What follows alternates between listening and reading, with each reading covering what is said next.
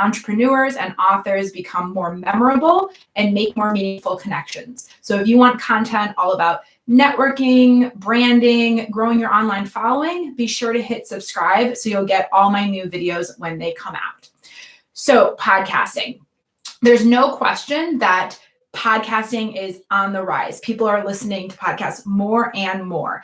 And so if you want to get in on I wouldn't say the ground floor, because the ground floor I think has risen a little bit, but if you want to start your own podcast, I'm encouraging you not to let the tech trip you up. Truthfully, it does not have to be super intensive. You don't need a fancy studio. You don't need tons of fancy equipment, microphones, anything like that. You can do it just fine with a couple of things that you may need to buy, but nothing too expensive. So for me, as you can see, part of my mic, and I'm going to hold this up, is I use a Blue Yeti microphone, which is about $119. And I will, again, link to all of the equipment I'm mentioning in the description.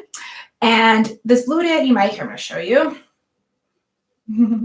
It's a very good microphone. It's an all-around microphone. It's, again, not the fanciest one on the market, but it really does the trick.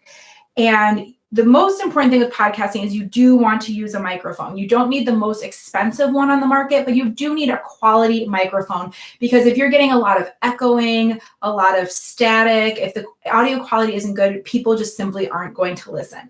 It's kind of like video content. If you tune into a video and the lighting's really bad and the sound is really bad, you're going to immediately click over to something better. So if you're going to spend money, I do recommend spending on a microphone. But for $120 for a quality mic, it's really not that big of an investment. Additionally, I don't have my little pop thing on it, but this little lavalier mic, which again, I will also link to in the show notes, was $20.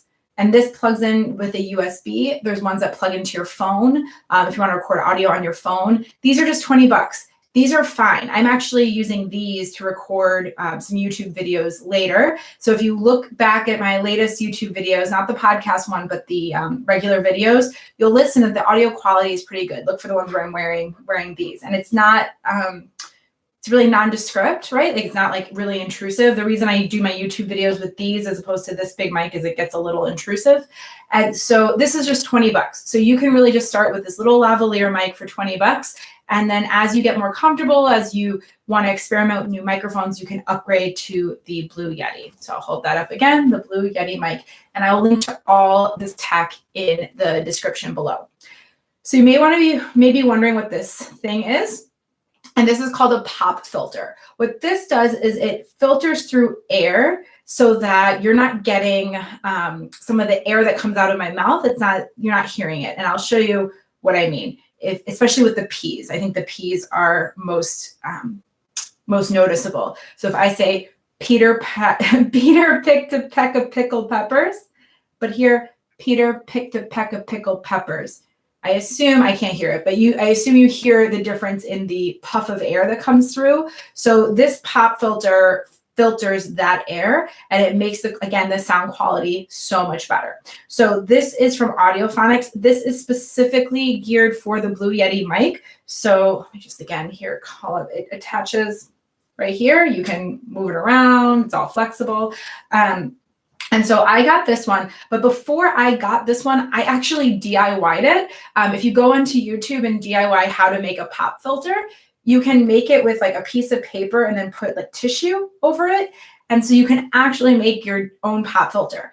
But this one was like $20. And so the amount of time I spent making my own pop filter, I felt like was worth the $20 to spend and get one of my own. You can also just get a foam cushion that goes over it. That works as well. It's the kind of thing like the little piece of foam that goes on top of this mic that also serves as a pop filter.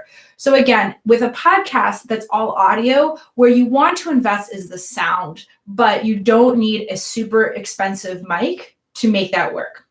You probably see podcasters have their like mics hanging, they have a studio space, they have soundproofing. You don't need to spend a lot of money on any of that. You don't need to rent out a studio. You don't need to spend a lot of money on mic stands or anything like that. Just get a quality microphone and figure out some way to filter out the puffs of air coming out of your mouth.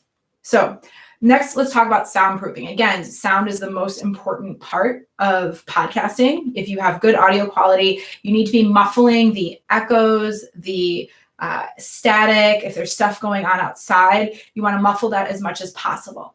But again, you don't need a studio. So where I'm filming, I have carpet, but if you do not have carpet, you have hardwood, you can just put down lots of blankets and pillows, and that will also muffle the sound.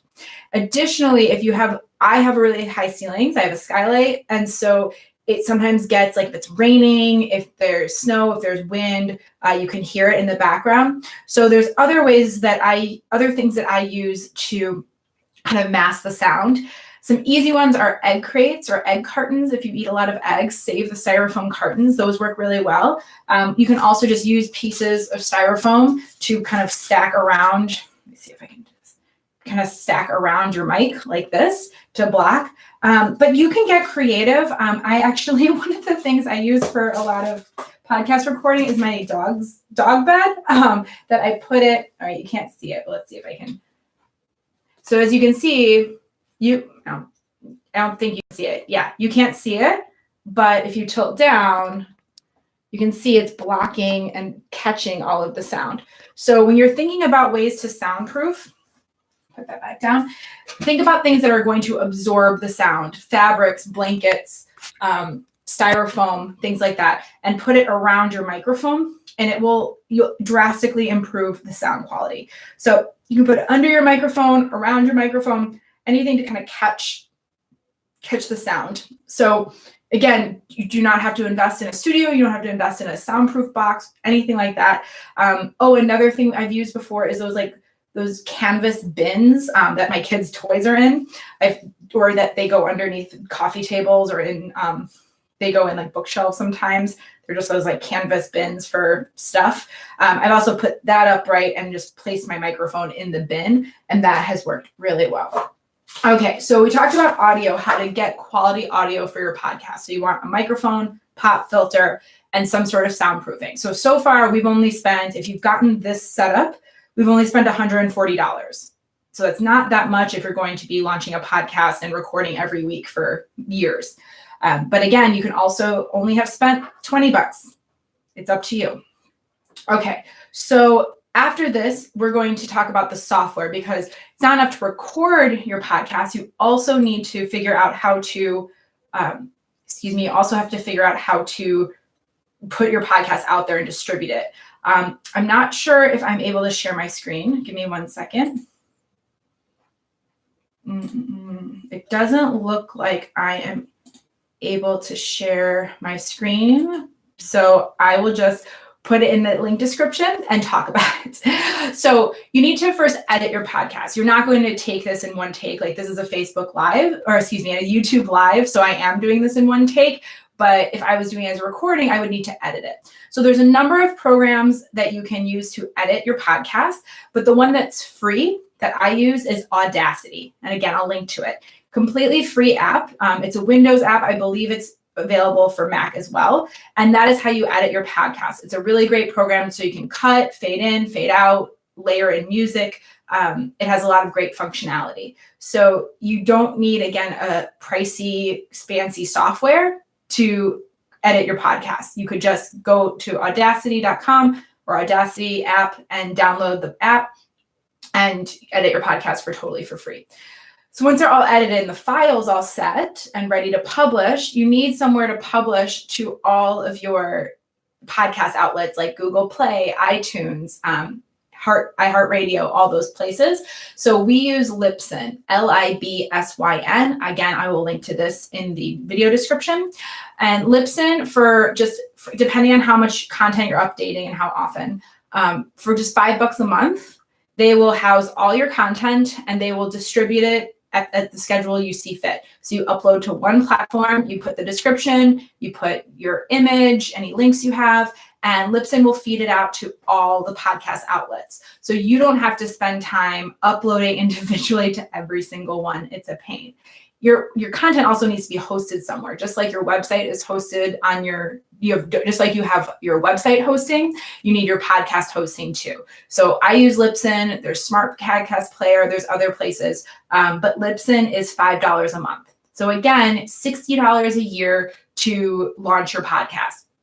So if you are really interested in podcasting and the tech and the cost and all of those things are what's tripping you up, let's just break down the bare minimum that you can pay. So for a lavalier mic that hooks into your phone or hooks into your computer, you're paying $25, maybe $25. That's it. You're not paying for soundproofing. You're not paying for an additional pop filter. It comes with a pop filter. And then you use Libsyn to host your podcast. And so that's $5 a month. So 1 year of podcasting, you're spending $85. And if you can't invest in $85 to do a podcast, then you're right, maybe it's not the right path for you. But I have seen so much engagement, so much growth, so many more people coming to my website, my platform, buying my books, finding my services because of my podcast. So I really encourage you, if you're interested in starting a podcast and you think you have a lot of content and you think that this is going to be a good medium for you, start small. Don't invest in all this fancy schmancy nonsense. Start small, start with a smaller, cheaper mic. And then if you feel like you want to upgrade, upgrade. Ultimately, the focus you should have is on the microphone and on the audio quality. So do take time to edit, to record, to soundproof yourself, do all those things. It's going to make the difference between someone listening to your whole podcast and just tuning out. So if you have questions, feel free to leave it in the comments. And like I said, I'm going to link to all these resources in the video description. Have a great afternoon.